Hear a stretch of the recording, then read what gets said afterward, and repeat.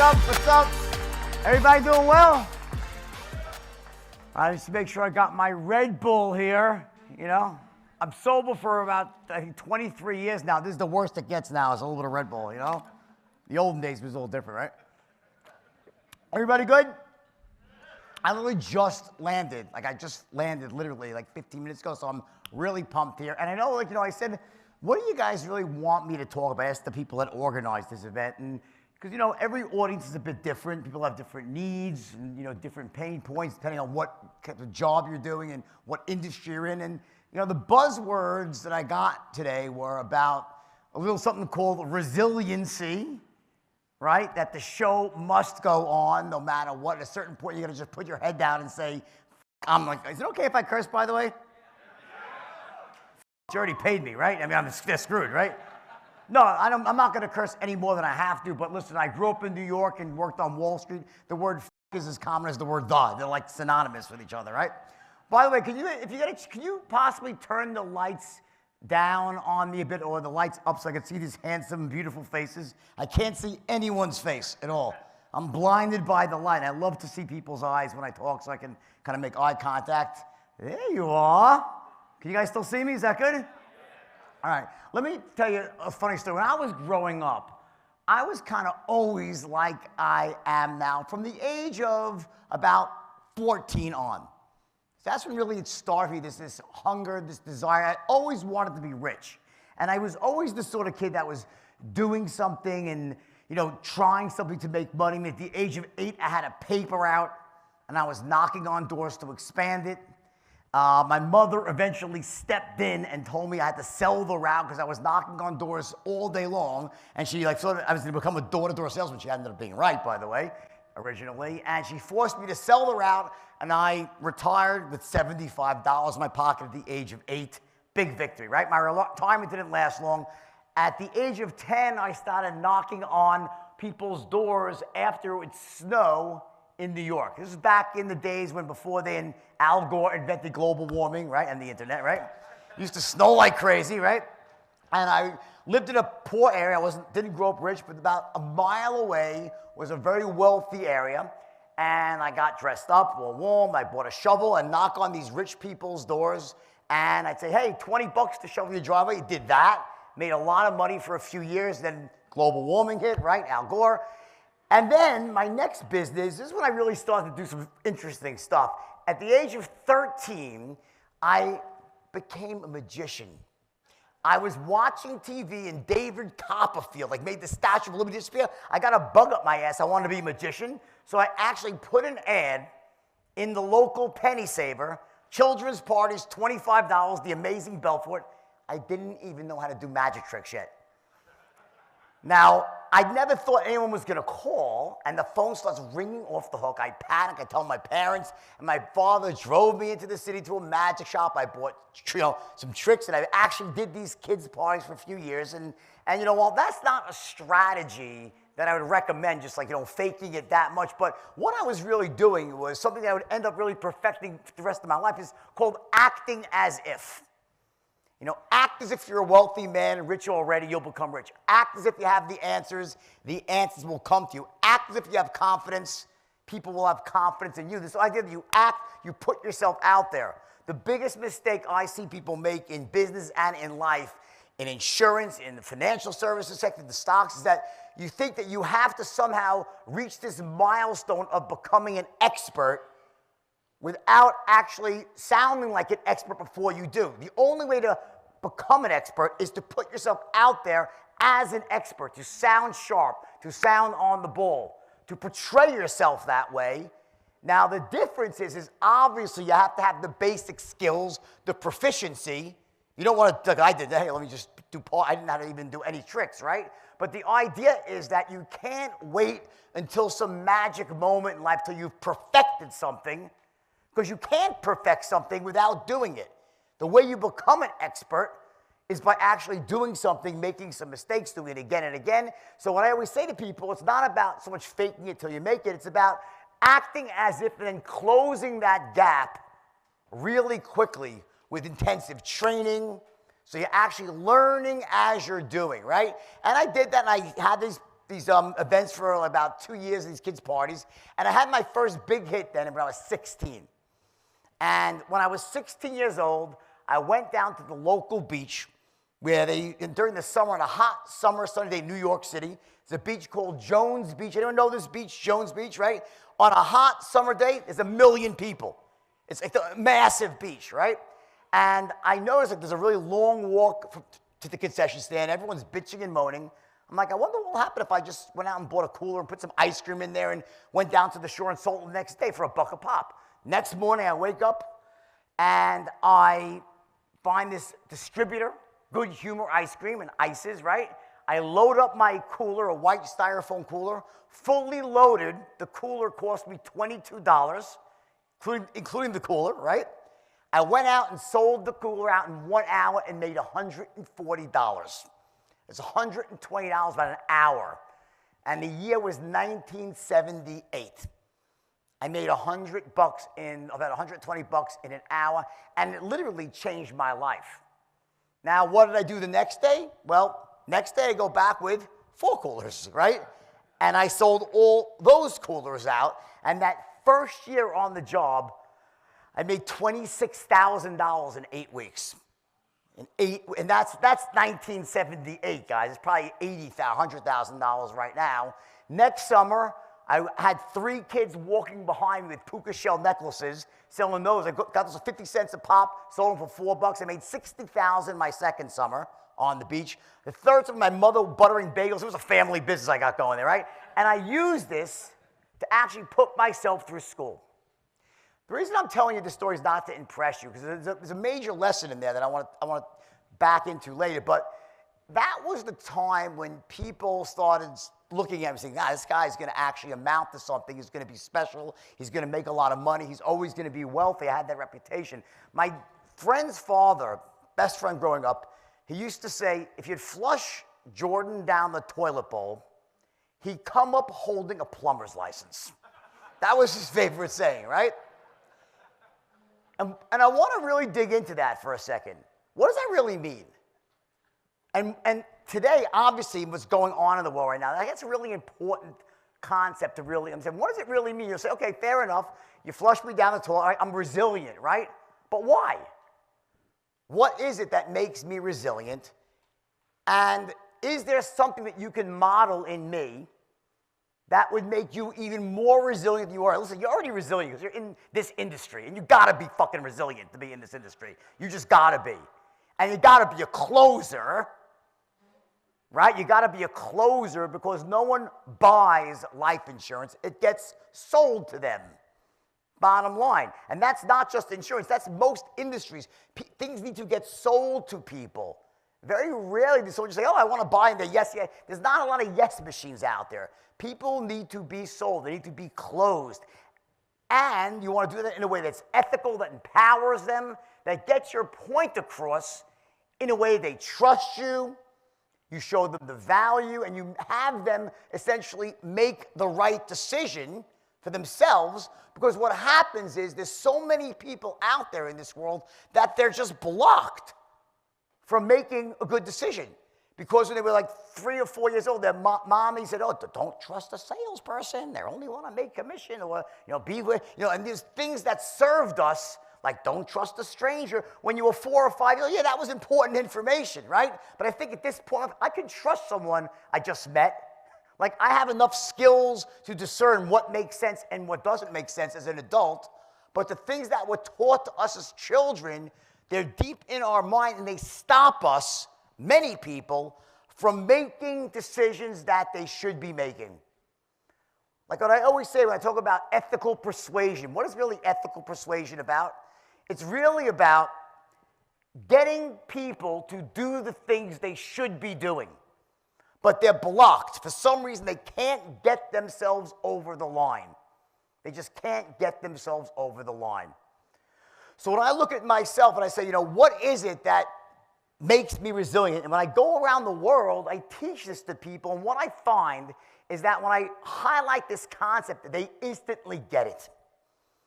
And if you could just pick up this one thing and just do this yourself on a daily basis, it becomes a habit, you become unstoppable. And I want to tell you exactly what it is. People always say to me, how'd you take this bunch of numbskulls, basically, right? Honestly, nincompoops. So basically what I did is I made my money early. I invented a system of persuasion called the straight line system. And the straight line system was called the great equalizer because it allowed kids who are uneducated, who weren't natural born closers, to close at the same level as a highly educated natural born closer. It closed the gap. So it took kids that normally would have never been able to do the job they were supposed to be doing, and it gave them the actual skills to do it.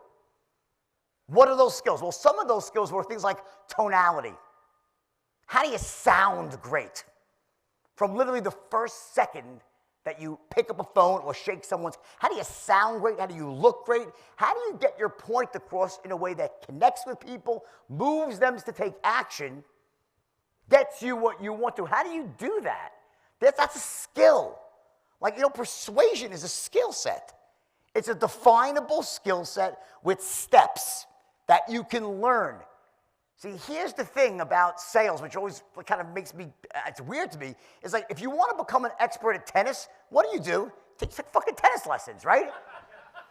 You want to become a great golfer, what do? You take golf lessons. You ever see someone that never took the tennis lessons to play tennis? It's like, what the hell are they doing? It's like, you can't even imagine how they can do it. How is someone going to, I'm going to write code. I don't know how to write code, I'm just going to try and wing it with writing code. Sales is a learnable skill. And I came up with a very simple way of explaining sales that the average person could use to become an expert closer. But if I just taught them that, it wouldn't have mattered. That wasn't the whole picture. Because there's two sides to this. I always say what you say to people every once in a while doesn't really make that much of a difference. It has some impact, but it doesn't really last that much. What you say to them every single day has massive impact. So what I did was it wasn't just that I invented this system, and it wasn't just that I stumbled upon a niche in the stock market that no one was attacking at that moment in time. It was selling $5 to $10 stocks to the richest 1%. What it was that I gave 2 meetings a day, 2 sales training sessions a day, and combine them with motivation. Motivation by itself is absolutely worthless, just so you know. Now, I'm not saying you shouldn't do it, because you should. Motivation is like taking a nice bath. It feels really good. You should probably take one every day. It doesn't really do that much, right? Motivation by itself, in fact, motivation reverses. If you just motivate people and tell them how awesome they can be and how empowered they should think and all the wonderful things they can accomplish if they set their goals correctly and create a vision for the future and they know their why and they have high standards, all these things that we speak about in self-development, I didn't invent them. I teach them. I'm really good at it. I didn't invent that stuff. That goes back to the earliest days of, honestly, probably Aristotle and Plato. Before, who knows how long. It's like, for example, in the movie Gladiator, right? Before he goes to war, what does he do? He bends down, he grabs dirt and rubs it in his hands. It's like his anchor for war, gets himself into a state for war, right? We call that in the modern era state management.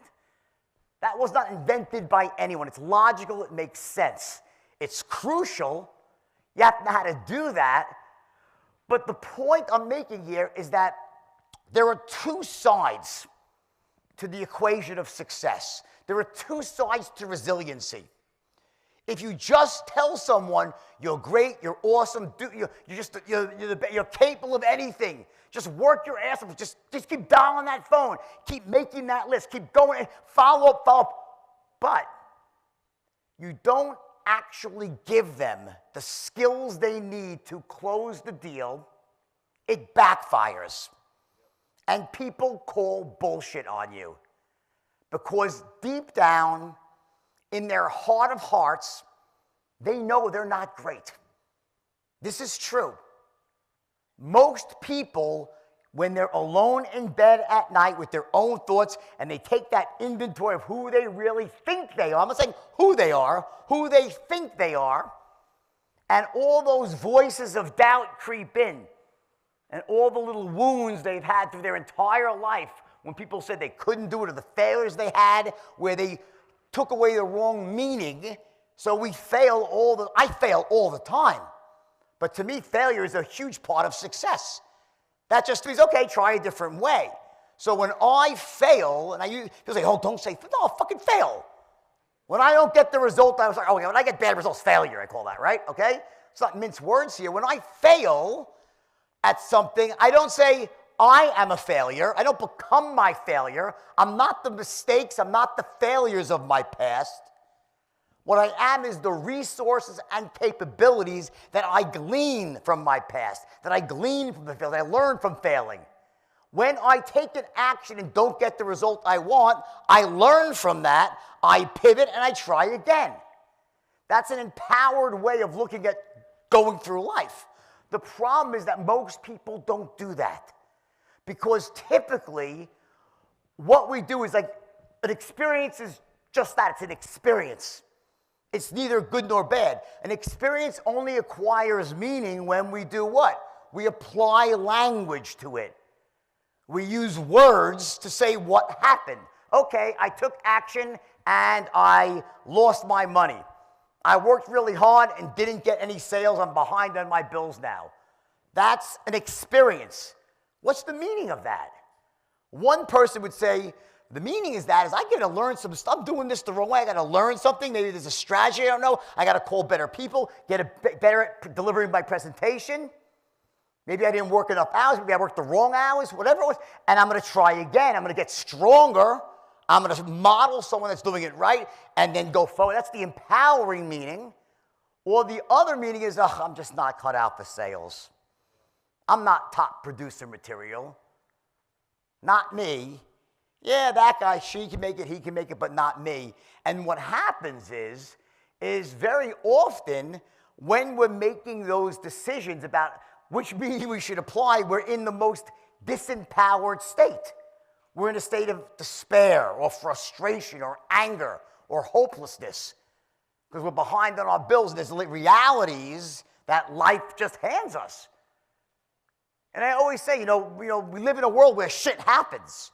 You're walking along, and this is a great year for that, right? Holy shit, right? I mean, you're walking along, you're doing everything right, and wham, you get hit between the eyes with a lump of cow shit, right? Call that coronavirus if you want. Through no fault of your own, someone changes the rules. Sorry, you got to stay home for 3 months. Close down your restaurant, your gym, your health club. You can't sell insurance to anybody. I get that shit. You're like, what? And it's at moments like that when you get hit with that between the eyes, when many people start tell themselves a story about why they can't get what they want in their lives. And it's that story that you start telling yourself about why you can't get what you want that actually stops you from getting what you want. We have this narrative. It becomes our story. And that story, I see it all. I could talk to someone for like 5 minutes. I'm like, I fucking see it. They have a story. Why they can't succeed. Why they can't get what they want. You know what? Coronavirus happened and it sucked. I made, I think, 8 or 9 million last year speaking around the world. Live. In one day, every event I had canceled. Every event I had. And I had a whole infrastructure around that was gone. Now, I was lucky in the sense that I had already begun to pivot to online stuff. Turned out to be the best year of my business this last year. But the point is, like, you have these things that happen, these black swan events. Sometimes it's your own fault. I went to jail for breaking the law. I smuggled money to Switzerland. I was an idiot. I smuggled money to Switzerland. Don't fucking know why I did it. I smuggled money to Switzerland, right? And I was like the only guilty man in Shawshank. I'm like, everyone's innocent. I'm fucking guilty, right? So through no fault of anyone else but my own fault, I ended up in a terrible spot to start again. Fair enough. Very often, though, it's not your fault. Like, it's just fucking life. Shit happens. That's why they have bumper stickers. Shit happens. The question really is, what do you do when shit happens? Do you allow that to become your story? Or do you say, okay, here's the deal, shit happens, what do I do? What can I do? How can I pivot? How can I take advantage of it? How can I, whatever I have to do, I'm gonna do because I know, and here's the secret, ready? Here's the secret. You know why I do it? Because I know that if I was selling insurance and you put me in front of a qualified buyer, I guarantee you if that person didn't buy from me, they wouldn't buy from any of you either. I never leave a sale saying, I screwed it up. I didn't know how to do what I was supposed to know how to do. Because if you feel that way, even this month, you know what your brain says? Why do all the work? Why should I work so hard when I'm really not, I don't really know how to get them even when I got them in front of me, even the good ones slip away from me. Why should I go out there and work hard? Motivation gets you to do what? Work hard for the day. It's your skill that allows you to take that hard work and make it into something. A success, a close that begins to reinforce itself and reinforce itself. So in my heart of hearts, here's what happens. And we're all like this, our brains are really smart. The second we consider, are we going to take action or not? Your brain runs parallel movies. It says, if I do all the work, can I see myself getting the result? Am I going to get the benefit? When I run that movie in my mind, I never consider that, it's not me, I can't really close. I don't know how to do what I have to do. I don't know how to do it, so why do all the work? I run that positive movie that says, if it doesn't work, it's not because of me. I didn't screw it up. I'll make mistakes along the way, no doubt. But it's not that I fundamentally lack the skill sets to do the job. You're in insurance, right? You've got to know how to close, right? I mean, honestly, yes or no? True or true? Of course. You have to know about insurance. You have to know how to close the deal. You have to know how to close. If you don't know how to really close at the highest level, it eats away at your ability to work hard. It stops you from working hard. Because you say to yourself, why should I work hard even when I do the work? Why do all the work when I can't close them anyway? When you're trying to take yourself to the next level, it's a combination of this. Resiliency, to me, it's emotional fortitude plus skill. It's not one without the other. They interlink to each other so closely. Your ability to be resilient is directly related to how confident you are that you will eventually succeed. And if you don't think you're going to succeed, you have a serious problem. But you won't say, I won't succeed. You'll tell yourself the story about all the reasons why you shouldn't take action. It's too hard, it's too soft, it's too far, it's too close, it's too long, it's the government, it's my parents, it's the school, it's the corona frickin' virus, it's God knows it, it's the mask we gotta wear, I can't make facial expressions anymore, it was so much easier when they could see my face and my smile, I can't do that. All the reasons why you tell yourself the story and it stops you from taking action. What you want to do is it's just two things. You gotta understand, to succeed in life, there are two sides. We live in a world of duality. Think in everything, physics and life. Like if there's up, there's down. There's two sides to every coin. There's start, there's stop. There's yes, there's no. Above, below. Even the digital world that we all exist in right now, it's a 1 or a 0. Two sides to every coin. Why would the achievement of success be any different? It can't be. It's always this yin and yang to achievement, to making money. In this case, it comes out to this inner world of success, mindset, the mindset of success, the inner world of sales success, business success, entrepreneurship, the inner world, and then there's the outer world. I have 4 boards up here. We don't have that much time today. because I love to talk, by the way, I talk all day. So on one side, you have the inner world, which represents all the things that happen up here, between your ears, before you ever go out into the world and take action. It's your mindset for success. And on the other side, you have what's called the outer world, which are the real world strategies that you employ, that you utilize to actually get what you want. You set yourself up here and execute here. One without the other, it is really hard to achieve at any reasonable level. The good news is that there are really quantifiable and easy to learn, I call them pillars or distinctions for each of these worlds. There are 4 on the inner world. 1, 2, 3, 4. I'm going to go through them very quickly here just to give you highlights on this stuff. The first one I mentioned is called state management. The ability to manage your emotional state, your physiological emotional state, to show up in the moment feeling positive, certain, confident, clear. Certainty, confidence, clarity, courage. The 4 C's for selling. Disempowered states, uncertainty, overwhelm, fear.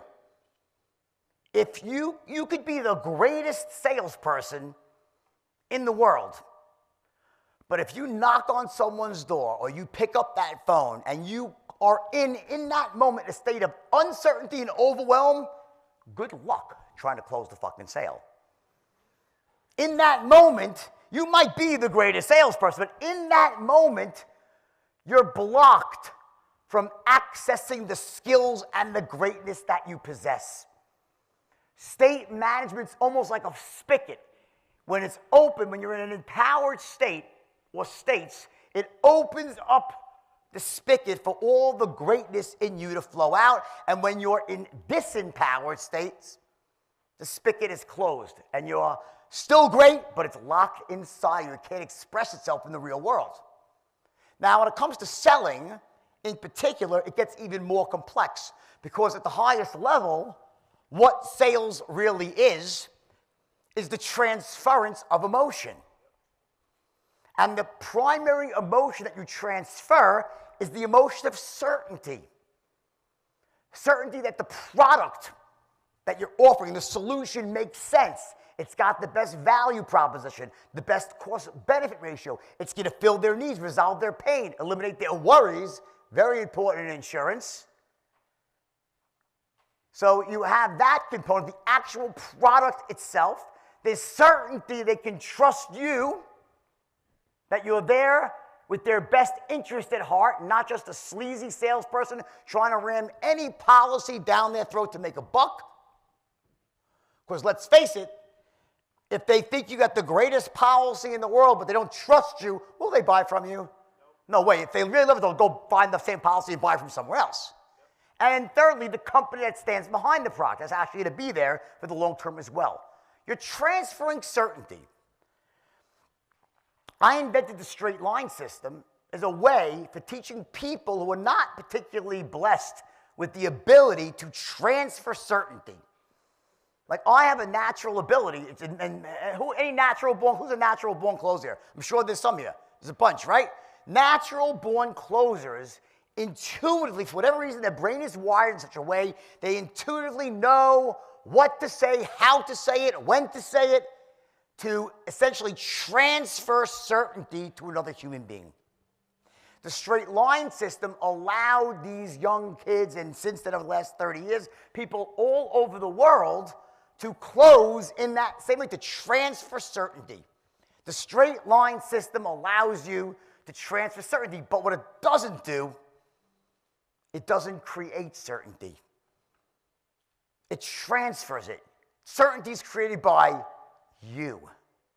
By showing up in a state of absolute certainty, and the straight line allows you to transfer that certainty without breaking fundamental rules of selling and human communication. Like, I can't transfer certainty and make them hate me at the same time. I can't transfer certainty and bore them to death or make them think I'm an idiot or I'm a loser, or I can't transfer certainty in such a long-winded way where they're just like, no, there's rules. I can't break rapport. There's all these rules of communication. The straight line allows you to transfer certainty. The best metaphor I've ever come up with, it's the way a home heating system works. You have a nice big house. In the basement, you have a furnace. Then you have all the ductwork, the HVAC system, right? The HVAC system allows the furnace to transfer the heat it creates to all the different rooms without dissipating the energy. Each room gets heated in a very efficient, elegant way without all the heat escaping into the atmosphere. You could have the greatest ductwork, the greatest HVAC system in the world, beautiful, pristine. But if the furnace is broken, guess what? The house ain't going to be heating up. You are the furnace. The straight line system is the ductwork. The person you're trying to close represents all the different rooms of the house. You have to show up in a state of absolute certainty that your product is the best, that you are the best. When I say the best, I mean the most ethical, the most knowledgeable, the best for them, a resource for them. Your company is the best, and you use the straight line to transfer the certainty. Two sides to the equation. So state management is crucial. The second element here are called your beliefs. And I'll go quickly here. There are certain beliefs that lead us to success. We call them empowering beliefs. And there's other beliefs that are very disempowering. We call them limiting beliefs. Limiting beliefs are, I think it's difficult to make money. Selling is evil. Okay, I'm too old. I'm too young. I'm not meant for greatness. All these beliefs. I don't have time to go into the whole belief thing. As hopefully you guys have done some work in self-development. I didn't invent this stuff, right? It's out there. But you have to root out limiting beliefs and replace them with empowering beliefs. And there's ways to do that, because here's the deal. We're all held down by our lowest level limiting belief. It's almost like, imagine a beautiful Ferrari race car, right? Cherry red chassis, beautiful sleek body, 500 horsepower engine or more, 12 cylinders, 4 valves per, capable of going 240 miles an hour. But if there's a governor on the engine stopping the flow of gas, I don't care how fast the car could go, it's not going over 55. That's what a limiting belief does. It sits on your life and stops you from charging forward when you should and causes you to pull back when you should. And we all have them. If you don't think you have one, then guess what? You just found your first limiting belief. We all have some. You got to root them out, right? Moving forward quickly, because we don't have much time here, right? Number 3, something I call vision focus. To have what I call a fully integrated vision for your future. Meaning, where do I see myself in 5 years from now, and why does it matter to me? Your why. Why do I want to get what I want to get? It's not just money. Your why can't be money. I'll save it for the end. The last thing I'll circle back. I want to move forward and circle back and close with your why. And then what we have are these goals that we set that connect us to our vision. There's daily goals, weekly goals, monthly goals, annual goals. But our vision is long-term. It endures, and it evolves and grows. It's a living, breathing organism. People say, I'm goal-oriented. I'd rather say, Craig, I'm glad you said goals. I'd rather be vision-oriented. Because your vision is where your emotion lies. It's where you're connected to. You can't get overly emotional about your goals. Because when I set goals, just so you know, I seldom hit my goals. You know why? I set really lofty goals. The problem with most people in life, and why they don't really ever achieve greatness, is not because they set their goals too high and miss them. It's because they set their goals too low and hit them. I'm dead serious, guys.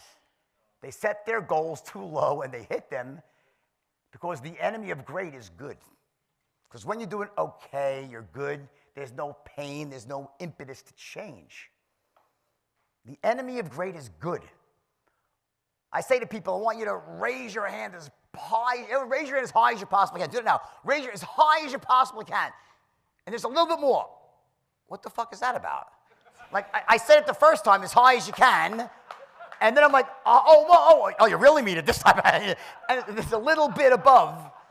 So, like, when I say stretch, I'm not saying your goal, I'm going to personally outdo Warren Buffett's entire company next year. That's my goal. That's nonsense. Right? That's not achievable. That's not a stretch. That's fiction. It's fantasy. And your brain will call bullshit. Has no power. I want you to set a lofty goal that's achievable, but it's a stretch. And you'll fall just short of it. And that's okay. Because you're not emotionally attached to the outcome. Your goal is meant to serve as a guide for you, to show you whether you're heading generally in the right direction or the wrong direction. There's signposts, and your goals connect up to this vision for your future. And the second part's called focus, vision, focus, and then training yourself how to focus on where you want to go in life versus all the shit that you're afraid of. Because what most people do is they end up focusing where they are not wanting to go, where they're afraid. They focus on their fears and their problems. They're crashing right into it's almost like living in the problem is the typical saying, versus focusing forward on the solution. I have great stories I can tell you. We got to move forward here. It's an important point. I'll circle back to vision at the end. And the last one here, the last pillar of this inner game is called standards. And it's the I know my handwriting's terrible. The standard actually is the word standard. And the standard is what that level, it's your set point. It's what you hold yourself to, what you must achieve, and what you will not settle for less than. We have set points for everything in life. We have set points for our weight. We have set points for our physical body. We have set points for our relationship with God. We have set points for our relationship with other human beings. We have set points for money. We have set points for giving and significance. We have set points for everything. That's that level where you feel like you burn, that where you belong. When you are below that, you have angst. You feel uncomfortable. You work really hard. When you hit it, what do? You're like, it's like a thermostat. That house with the furnace and the ductwork, it also has a thermostat that says, here's where we belong. I told you a story about the beach. It's a great story. It's true. I made tons of money. The thing about Jones Beach is it's such a giant beach that you couldn't possibly, one guy could never saturate it. There's many, many fields, millions of people. So I told my friends, I said, guys, minimum wage is $1.35 an hour. I'm making $120 an hour. Come, I'll show you what to do. You go that way, we'll never run into each other. They're like, great. My 4 best friends came to the beach with me. Here's the weird part. Of those 4 people, 3 of them would sell 1 cooler a day and stop. Only 1 of them would sell 4 like me. I was a 4 cooler guy. That was it. He was a 4 cooler guy. Was there anything wrong with my friends? No. They were 1 cooler guys. That was, to them, why would I, listen, Dave, I love you, JB, but you're crazy. I'd rather talk to girls and get a suntan. There's more money than I could ever make. I wanted to buy a car. I wanted to put myself through college. I had a place I wanted to go. My set point, my vision was so much greater than theirs. So to me, I was like, how could they possibly be happy with 1? But they were. And there's nothing wrong with that if that serves them. There's this congruency or lack of congruency between your vision and your standards. Some people have a champagne vision and beer fucking standards. They'll tell you all the great shit they want. I see all, I have a recruiting company. We recruit salespeople. We deliver trained salespeople to all sorts of different companies, including insurance and everything else. And I see so much bullshit from young salespeople who will swear up and down, I will work. I make them send me in a tape where they have to beg me for a job because I place them at big companies, right? I'll work harder. I'll dial the phone faster. I'll knock on more doors. I'm more resilient. And then 3 days later, their grandmother died for the 3rd time. I always say, I have a 2-week boot camp. It's very dangerous for grandmothers. Like grandmothers drop like not grandfathers. Grandfathers are safe. Grandmothers drop like flies. I was like, oh no, how many do you got left? Because 1's going in the next 2 weeks, I promise you. And also, make sure you cook your food all the way through because food poisoning is fucking rampant in this boot camp. All right? And you start to find out all the bullshit because low standards. The people with high standards, they can't. There's no right or wrong. The answer is are you congruent? Because other people, and there's no people, see, you don't, in this room, you don't find people with that low standards, big vision. You don't see that in this type of room. You wouldn't be here. What you often see in these rooms is you see people with really high standards, but you haven't really thought through your vision and connected it to your why it really matters to you. So you feel a bit of emptiness or lack of purpose in what you do. You don't feel that spark to jump out of bed each morning and feel fully integrated, like you're just whole, like you're living your purpose, you're living life at the highest level. That's what you see more in rooms like this. And I would urge you to take time. I used to do these long seminars of days, we'd have people sit down and really write vision statements out and really dig into them and put their whys in. And you'd see people just really it just wakes up something and something to really know where you want to go. What's the destination that you're aiming for in life? So just think about that. These 4 things make up the so-called inner world of success. All success starts up here, and then this idea of resiliency, what allows you to achieve this stuff? Well, you then have to go out into the real world and take action. Take action. And there are these basic pillars of success you need to understand. Number 1 are what I call the rules and strategies of business and entrepreneurship. If you're a salesperson, guess what? You're a business person. You're an entrepreneur. You got to think entrepreneurially, even if you're working in another company. Sales is one of those great things where it's the only thing you can do and make massive money because you're on commission, most of you, where you can literally go out there and kill it and not actually own the company, but you actually do. It's your business. And when you think that way, you'll start making more money. But business has rules. And if you don't obey those rules, you're going to get destroyed like I did the first time I went into business. I broke all the rules. I had a meat and seafood company when I was 21 years old, door-to-door sales. I was making a ton of money, I thought. I went from 1 to 26 trucks in 6 months. I was 21 years old. I was overexpanding. I was undercapitalized. I was growing on credit. I wasn't screening out my employees. Half the people I hired were like crack addicts. They take my truck and never come back. I mean, this was the worst business in the world, okay? And that business went out of business, and I lost everything. That's called failing miserably. Versus understanding the rules of business, which means you need to do 2 things. Number 1, you must know how to fail elegantly. How do you be wrong? How do you maximize on the lessons of being wrong, minimize the amount of time lost, the amount of money lost, and then pivot and learn to fight another day? How do you learn how to fail elegantly versus failing miserably? And the other side is, how do you succeed wildly? Meaning, what do you do when you test something out and the shit is right?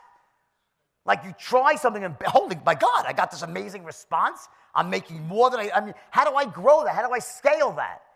How do I duplicate myself? That's a very different set of skills. How do you take a very small operation, turn it into a big one? How do you take a big one, make it multinational?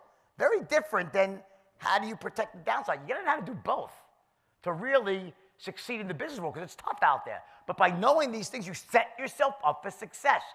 To try again. If you fail, you try again. And you learn, you grow stronger, and so forth, especially if you have the right mindset. The second pillar, and I'll go quickly here, is called marketing. And I don't mean going to the freaking grocery store. I'm talking about lead generation. One of the most critical aspects of selling is so often overlooked. I'm the guy that gets called into every company to help the sales force become more productive, and I can do that, and I'm really good at that. And I make them better closers, better prospectors, and all those things, right? Very often, though, they're lacking the fuel, the gasoline that makes the engine run in the form of qualified leads or any type of marketing program that generates just a number to call a person to speak to. And that could be marketing that you're doing yourself by telemarketing or door-to-door marketing. Doesn't matter what it is, or more sophisticated marketing online, or a combination thereof. Now, what you're doing, there's always marketing involved. Marketing is this idea of going out and identifying who your prospective best buyers are. How do you bring them into your sales funnel in a cost-effective manner? In a cost-effective manner, meaning that at a certain price, so that when you close whatever percentage you end up closing, you actually make money. And then to that end, this next pillar is called sales. Sales, influence, persuasion. How do you close the deal? In matters of wealth and success, the single most important distinction, bar none, is the ability to close the deal. Without that one skill, good luck trying to make money. You can do everything else right, but if you can't close the deal, you're not a closer, it's just you set yourself up for so much pain. What you're doing in the world of sales, as a professional salesman, which you are, is you're sifting through prospective buyers and identifying the ones who are potentially right for your product and who are qualified and trying to close them. You are not turning non-buyers into buyers. And this is the biggest mistake I see salespeople make in the world. Let me put it another way. People always say, what is sales? I take no's and make them into yeses. I don't. I am not in the business of taking no and making it into a yes. Typically, no means no, and you end up becoming a stalker of sorts, okay? What I am an expert at doing is taking, let me think about it, and turn it into a yes. Let me call you back and turn it into a yes. In the moment, meaning now. Bad time of year, turn it into a yes. I got to speak to my partner, my wife, Santa Claus, the Tooth Fairy. Turn those into yeses. Professional salespeople do that. They don't take no and turn it into yes. In fact, if you're doing it right, using the straight line, you almost never hear the word no when you're selling. You hear it when you're prospecting. Those people don't make it that. If they're no, that gets done pretty early in the process.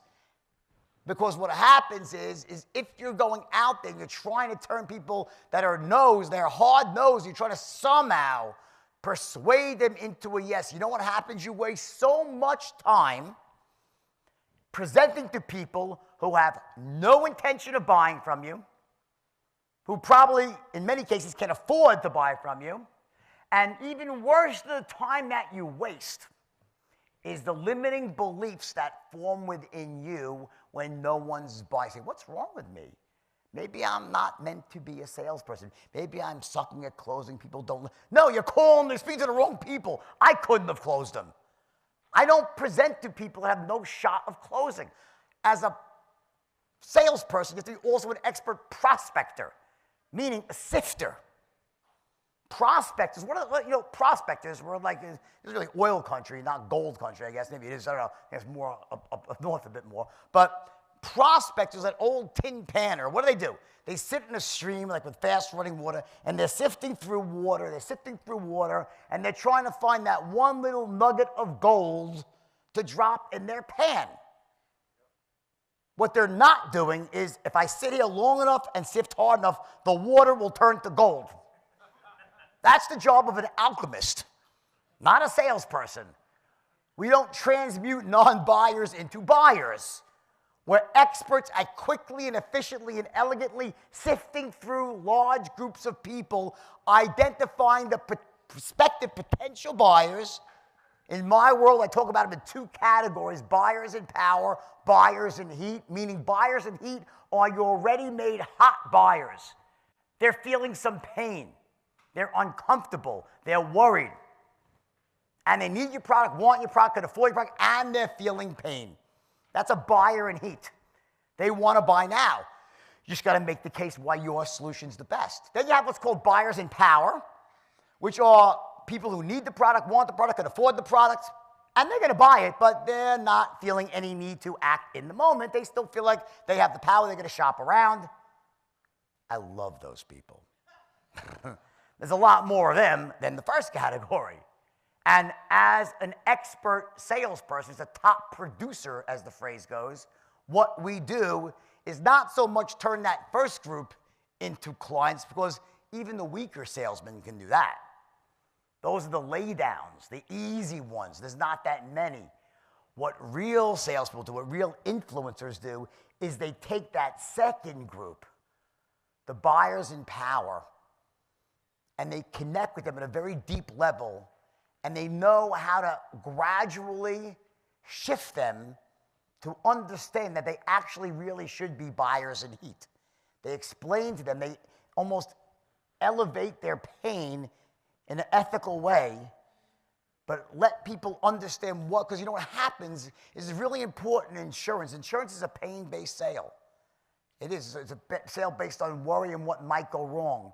And what happens is you're always fighting something called denial. Human beings have this very powerful denial mechanism. They go into denial. And the reason is because if they were to worry about this shit all the time, it would drive them nuts. They couldn't live. They couldn't function and feel good. So they bury the pain that they should be feeling so they can live their lives, but they expose themselves to great damage and potential damage if something goes wrong, because they didn't act when they should have acted because of denial. What you're doing as an expert insurance salesperson is waking this prospect up from their slumber of denial and making them realize that this actually needs to happen now, without pissing them off, without lying, without coming off like a pompous fool. You want to do it in a certain way, the way an expert does it. It's like you're a doctor, the family physician. When you go to the doctor does the examination, understands who you are, what your needs are, what you've had, what's going on in the past, and when they're finally done asking all those questions, they know what they have to know, they say, well, based on what I've seen here, here's what's going on, and here's my prescription.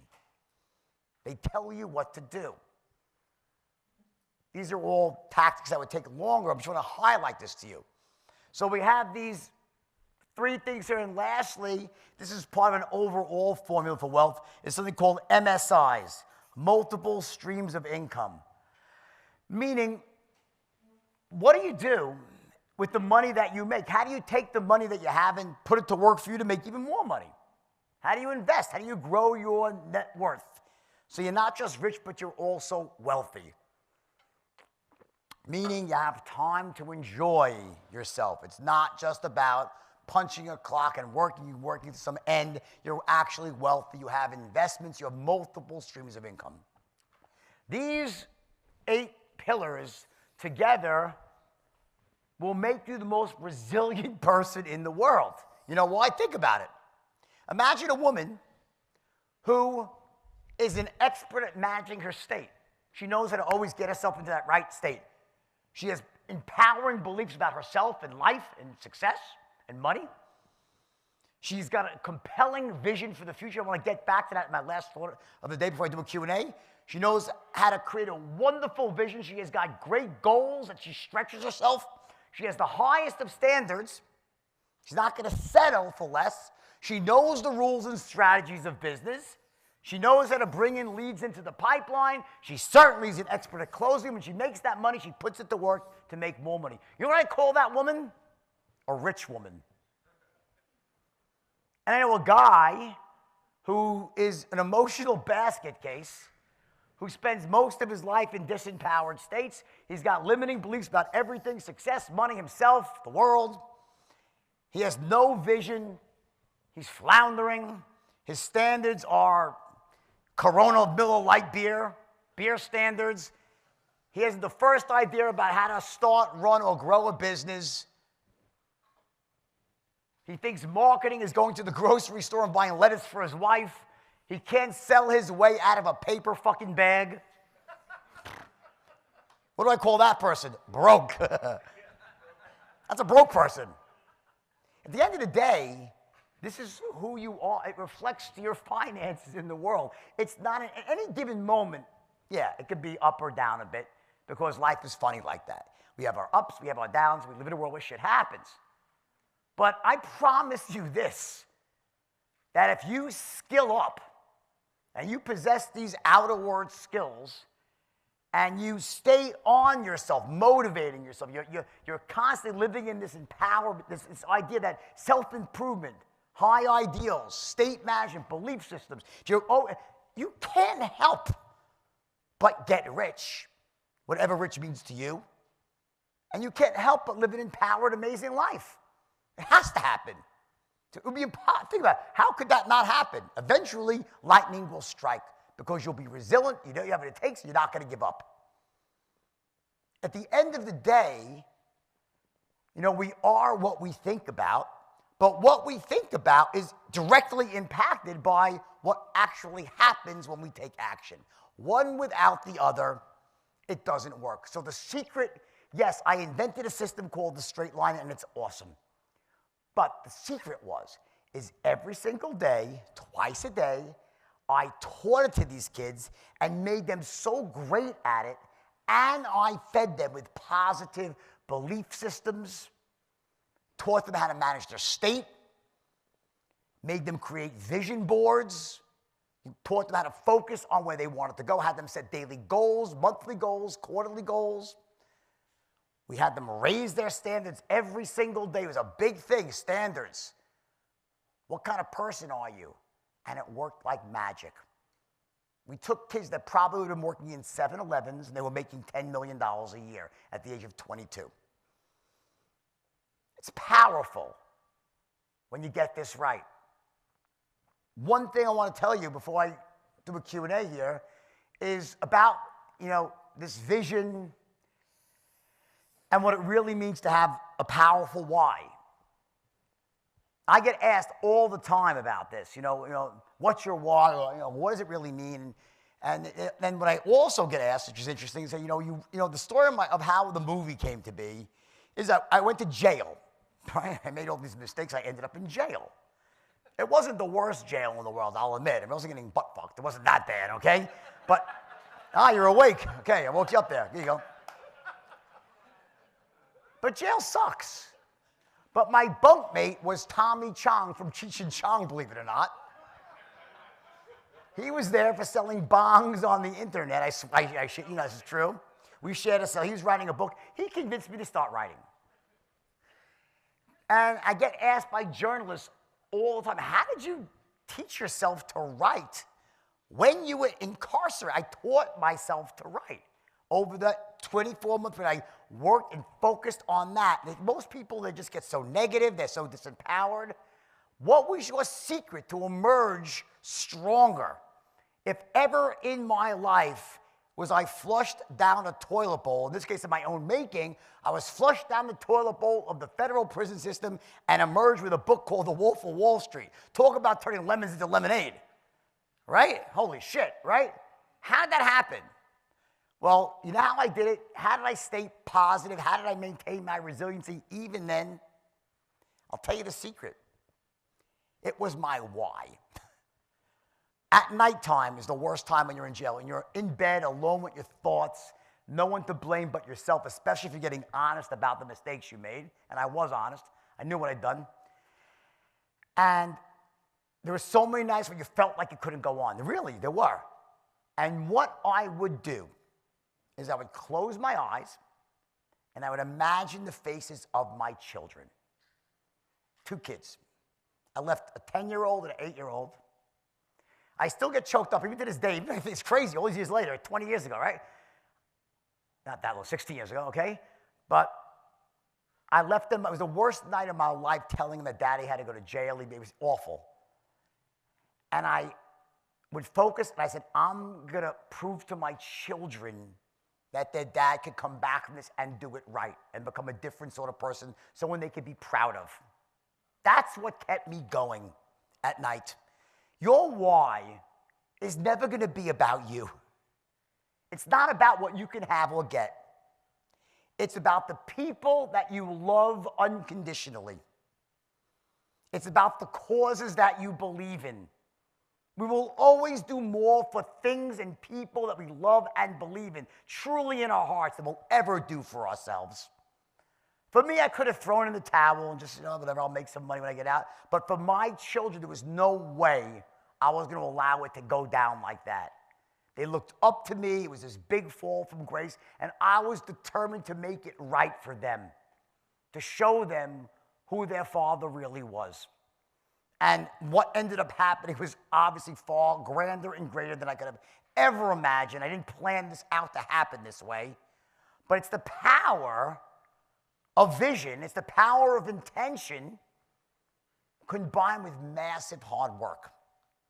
Day in, day out, one foot in front of the other, never say die, no matter what the world throws at you, knowing that you have what it takes to succeed, that you have what it takes, and you're going to do it for those that you love and the things you believe in, not just to get rich. When you can connect into that, you become unfucking stoppable. And that's what I really hope for all of you, that you can get to this level where you know why you're doing what you're doing, why you're achieving. What does it really matter to you? What are the causes you believe in? It sounds corny, but it's true. Give it a shot. Try it. I promise you, you'll see a massive difference. And maybe one day, if you write a book, Leo DiCaprio will play you in a movie. It's better than Danny DeVito. Thank you, guys. JB, give it up. Dude. Thank you, sir. Thank you very much, brother. Unbelievable. Thank you. All right, I got a couple questions. You got to pick your brain, right? Got to take advantage of the opportunity. Of course. Unbelievable job, buddy. A lot of these individuals have sales teams, and I want to relate these questions to that. We got a couple sales teams, so why not? What's the best way to get a salesperson out of a rut? So, so what happens typically is when I have salespeople in a rut under me, I will have them often swap leads with you. It's really crazy, but I'll have people that are in a rut that are having trouble closing their own stuff, have them close someone else's stuff, assist someone who is doing well. We go on these roles in sales. It's just a fact. You see people that get hot, and what a role really is that in your mind you're just so confident, the certainty is oozing out of you, and that certainty overwhelms the prospect. Like what happens when someone buys is the transference of certainty. When you're in a slump, it's these subtleties that you just don't sound as certain, and especially with your own people. So I would assist someone that's on a roll and say, let me work with you. I don't even care if you pay me for this. I'll help you close your deals and be part of someone else just for a couple of days. Help them close their deals. And I'm telling you, it breaks people out of slumps so quickly when they're closing someone else's leads and not their own. That's the one, that's an easy fix without saying the technical things that they're doing wrong, why they're in a slump in the first place. That's great, buddy. That's awesome. That's good. That's good. And also, obviously, remember, like, I'm a big believer in this daily training, daily motivation. If you find that you can also break them out just simply by the day in, the repetitive training, and combine with that too. Always Good. together. That's awesome. That's awesome. And what do you look for? Because I know you have a recruiting company now that you mentioned. What do you look for when you recruit and hire salespeople? So, what happened? I got into recruiting, which is an amazing business. We recruit insurance people for all sorts of different industries, everything from health insurance to life to truckers. We're a company that just do trucking insurance, all sorts of, which is really interesting. Anyone do trucking insurance here? It's really interesting, yeah.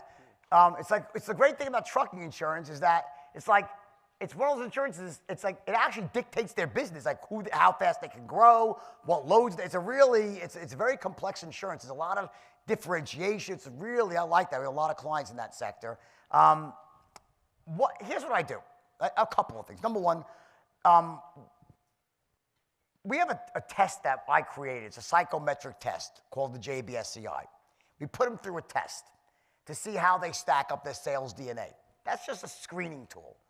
They score really badly, we just knock them out because it measures things like their hunger for success, their beliefs, their resiliency, right? That's one. Then we put them through 3 layers of interviewing. 3 layers. Behavioral interviewing, one-on-one interviewing, video over Skype, right? But here's the key.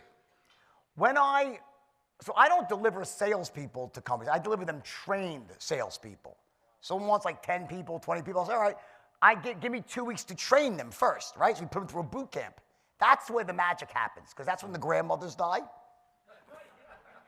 All the shit that you're saying, so what I do is I get them into this pre-employment situation, so they're not on your books yet, you don't even meet them, but all the bullshit comes out before they ever go to the company. So I have this edge because the kids trust me and I give them free training. They don't have to pay for it up front, they pay for it on the backside after they make money. So I'm able to have 2 weeks with these kids where I have coaches work with them and you see their habits day in and day out.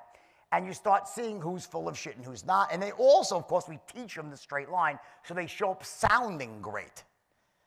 But the sounding great's not enough. They have to, I'm telling you, people are really lazy in this world, especially now. It's like they're getting worse, I think. It's unbelievable, you know? And so we make them, it's like this, if you're late for class, you get kicked out. We have all these ways of we make them submit videos, make them jump through hoops. And what we find is the ones that are willing to go through all those steps are the ones that will stick.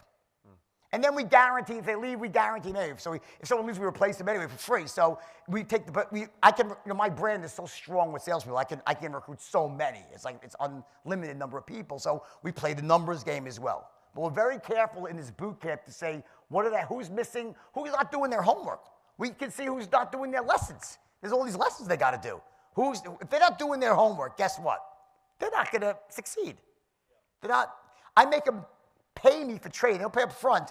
I make them commit to pay me back after they're successful. Why? If they say, I'm not going to pay, well, you know what, fine. If you're not willing to invest in yourself, guess what? You're never going to succeed. So there's all these selections that we do, and it works really, really well. And we still will lose 20%, but not 50 or 60%, because most of them drop out before they ever go to the company. That's the things we look for. Awesome. Quick picture. Yeah, sure. All right. As well. Okay. All right, give it up. Jordan Belfort, the Wolf of Wall Street. Thank you. Thank you, sir. Thank you, buddy. Appreciate it. Thanks, guys.